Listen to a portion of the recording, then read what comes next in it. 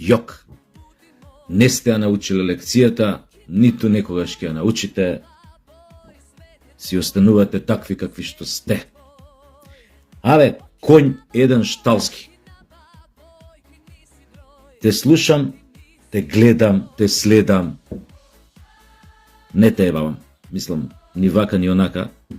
Ама следам што кажеш, викам да видам дали нешто у вашите глави се сменило, барем тарошка онака, нешто да сте свателе.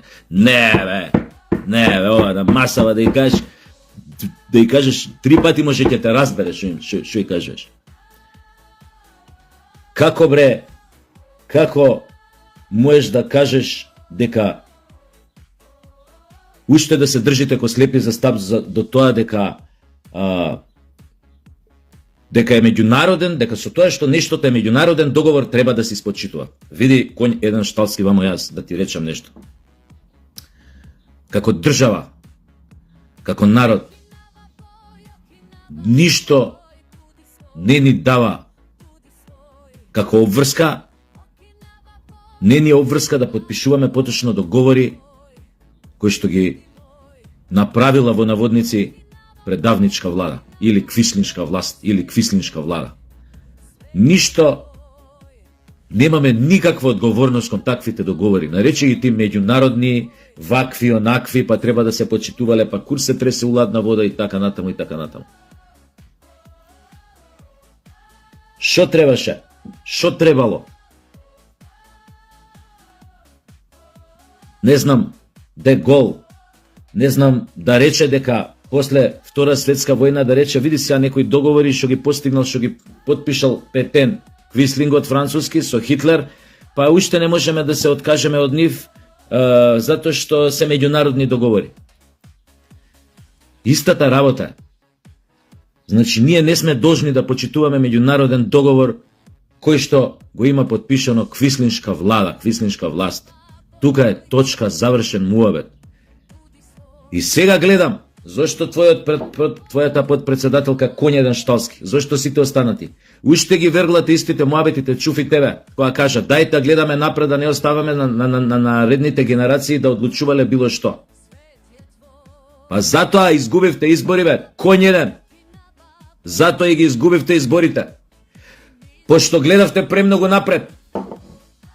Ама со грзот свртени кон напред. Затоа ви се случи тоа што ви се случи.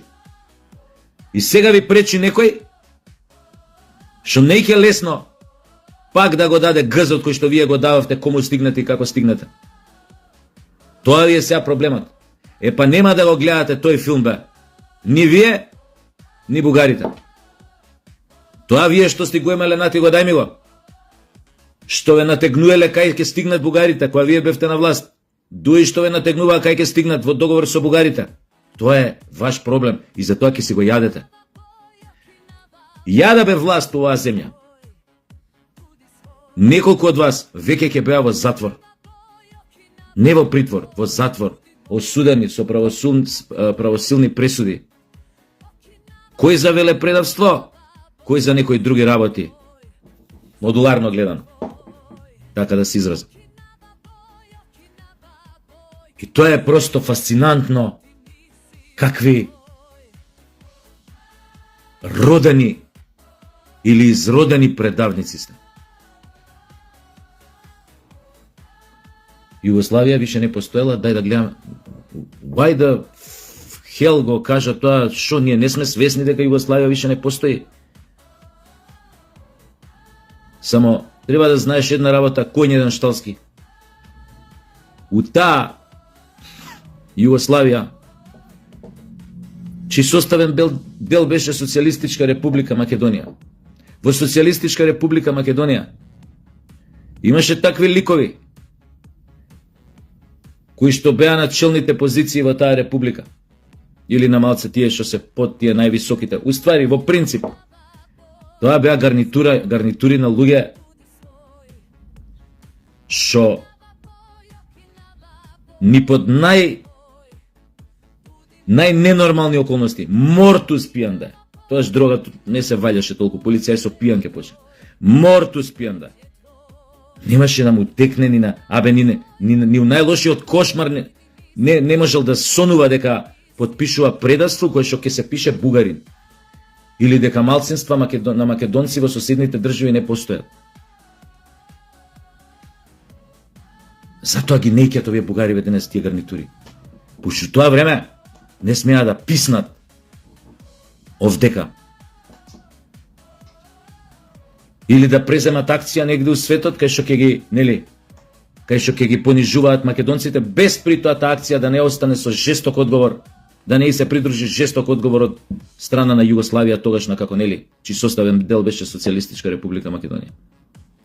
Толку треба да знаете само од поблиското минато.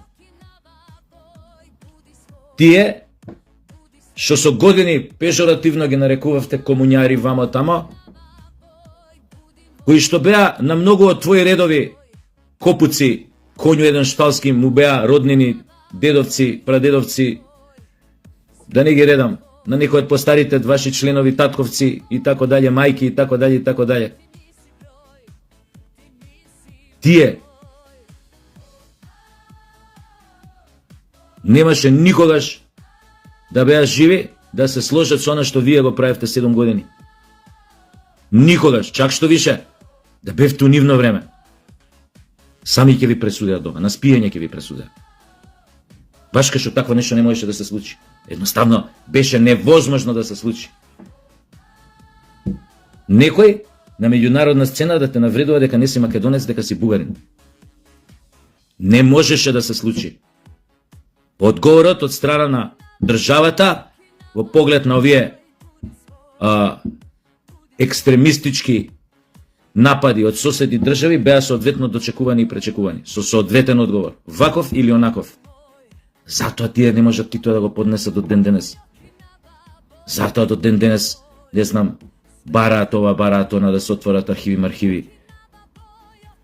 Тие у нивно време што биле онадени вака или онака од страна на Југославија, не ги онаделе затоа што биле бугари, ги онаделе затоа што вршеле субверзивна подкопувачки дејности против уставниот поредок на Социјалистичка Федеративна Република Југославија, затоа го јаделе немиен. Не затоа што биле бугари или марсовци или вакви, не. Работеле против подкопување, работеле на подкопување на уставниот поредок на СФРЈ. Затоа го јаделе. Затоа го јаделе домашни предавници кои што од Бугарија ровареле тука за да направат ова, пробувале да направат ова. Затоа го јаделе. Не за друго, не затоа што имале такво или вакво национално чувство или не знам што. Го јаделе затоа што биле непријатели. Затоа што сакал да направи нешто против граѓаните во тогашна Социјалистичка Република Македонија, против македонците. Сакал да ги понижи некој начин. Аш го лапнал мракот, отишол, готово. Немало паламудење со тие луѓе кои што управувале со тогашна Социјалистичка Република Македонија. Биле опасни, точно е така, опасни биле кон државните непријатели, опасни, преопасни.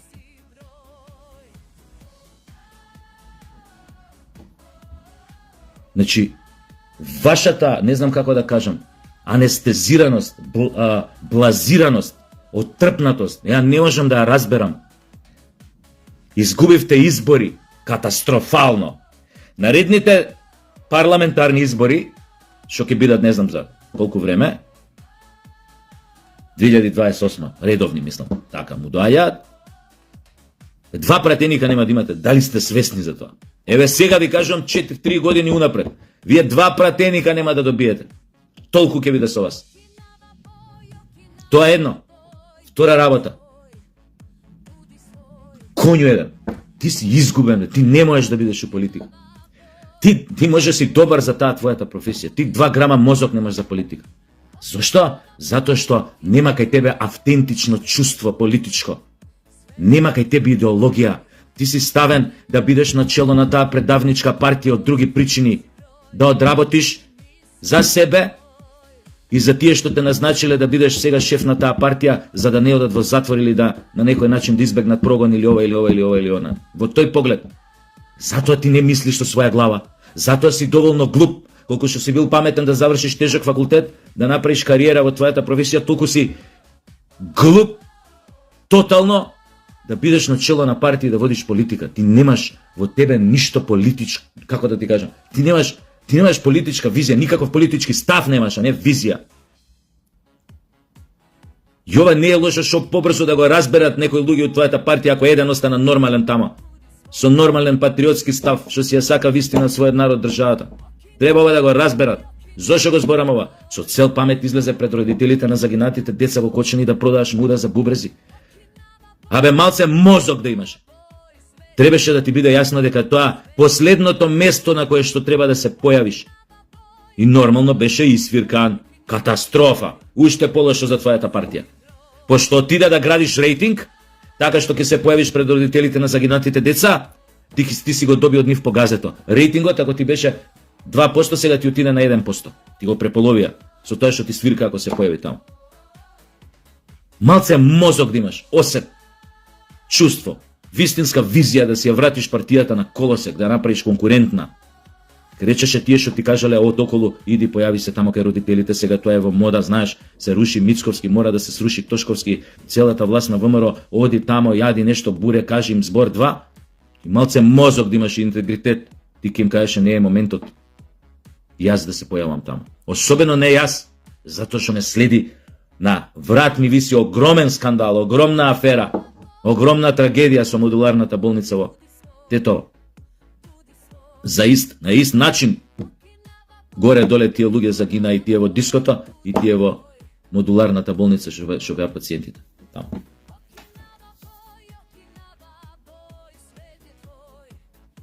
Страшна работа. Сега, јас вечер во 10 саат гостувам на еден подкаст, се вика Проверитас. Во 10 мислам почнува тоа.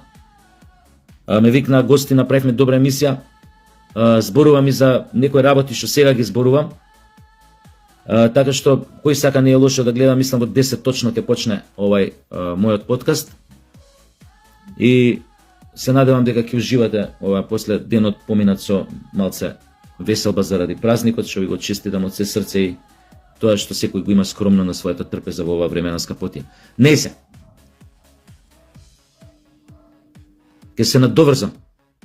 Од првиот ден трагедијата во Кочани, не од првиот, од вториот, тоа го кажувам и во емисијата, ќе го чуете вечер во ова подкастов Проверитас.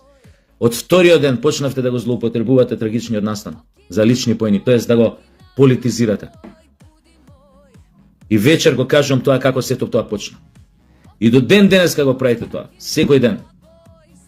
А истрагата никој не ја затворил, значи истрагата е во тек, значи истрагата трае. Од таа причина е ферски, нема да кажам, нема да употребам никогов друг епитет. Ке кажам, ферски е да оставите обвинителството, полицијата да завршат истрагата. Оти додека истрагата трае, вие не можете да знаете уште колку луѓе ќе бидат уапсени. Вториот ден, третиот беа уапсени 14, па 18, па 20, па бројката на 30 се покачи, па на 35, па на 40, па на 50. Сега се веќе преку 70 приведени. Вие знаете што е тоа кој ќе ги приведат кривци кои што на тој начин функционирале со години. Некој е помалку исплашен, некој е поише исплашен, па овој што е поише исплашен преку адвокатот бара спогодба, договор. Дајте ми помала казна, ја ќе го кажам и тој мене што ми го каже ова, и мене тој што ми даде ова, и мене тој што ме тераше да го направам. Затоа расте бројот на приведени, кој како почнува да пее, бројот на обвинети се зголемува. Не било селективно. Па чекајте.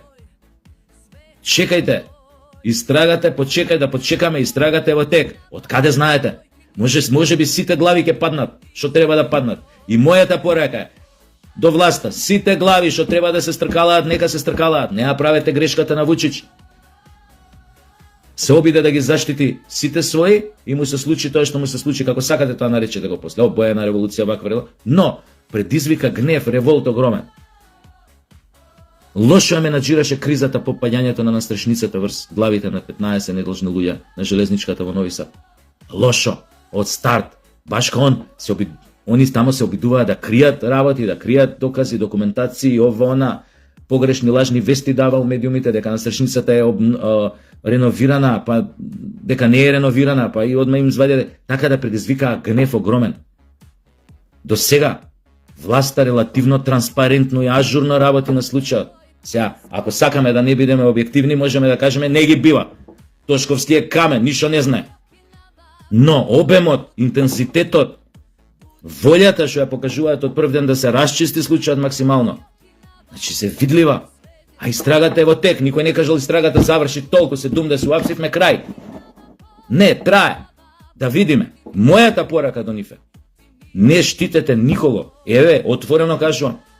Сите глави што треба да се стркалаат, нека се стркалаат. Па да видам после дали некој ќе се дрзне да ви пререче било што. Нормално до следната пригода што ќе ја добијат од било каков маштаб да или од било каква појавност форма да е.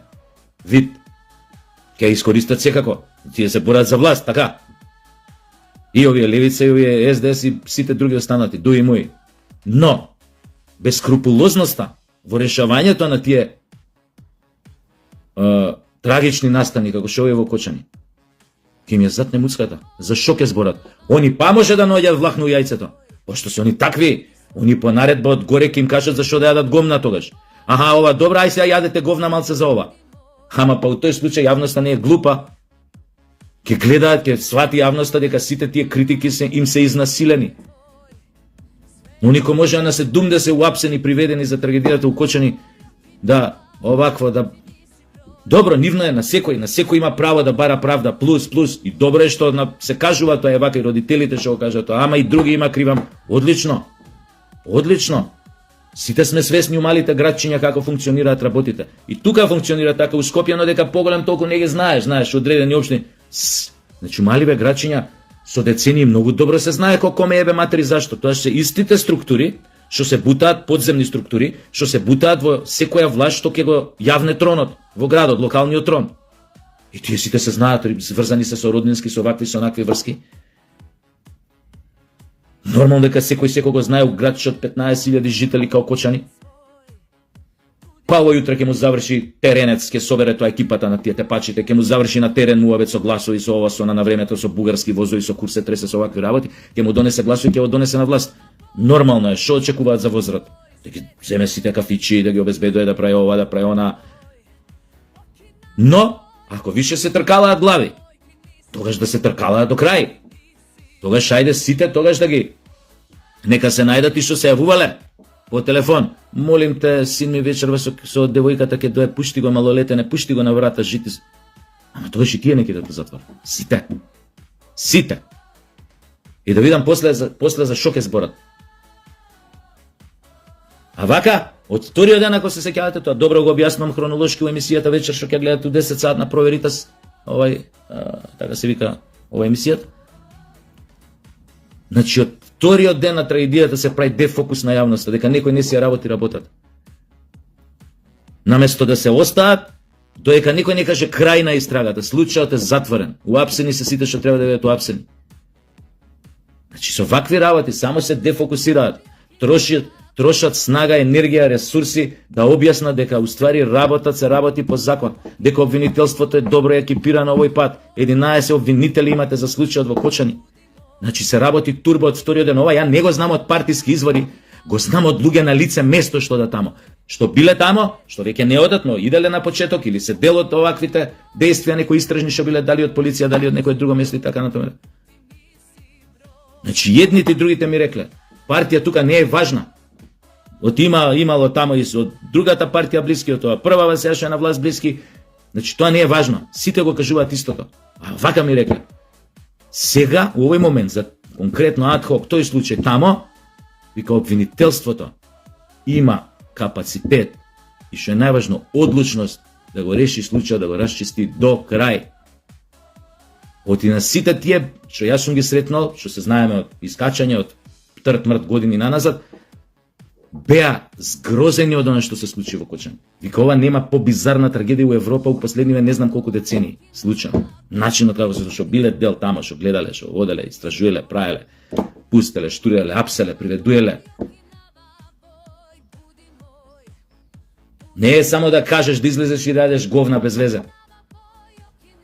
Не дефокусирај се џабе, остајте луѓето, нити па тие можат како истражни органи да излезат да ти кажуваат детали од истрагата. Која полиција тоа у свет го прави?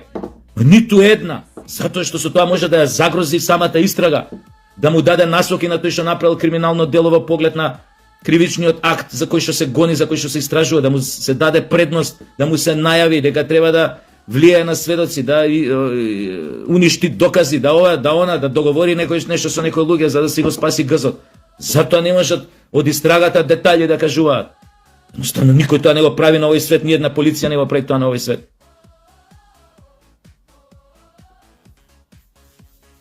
И 10 дена слушаме, да. Чекајте, оставите. Добро е пак што се кажува. Како предупредување. Пазете, не ви се сите до сега, што може би треба да одговараат, треба да бидат испрашани, повикани у полиција, обвинителство, не се повикани се уште. Тоа е добро да се кажува, да и се дава на полицијата и на обвинителството некој рефреш.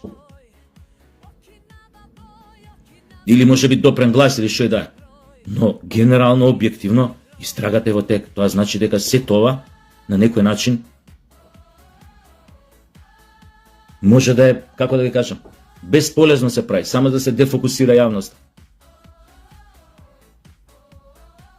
Но треба, ја мислам да се почека, пошто ова огромен случај, сега рачунете вие колку судење ќе имате. Овде некој на вистина ќе најбе со многу години затвор.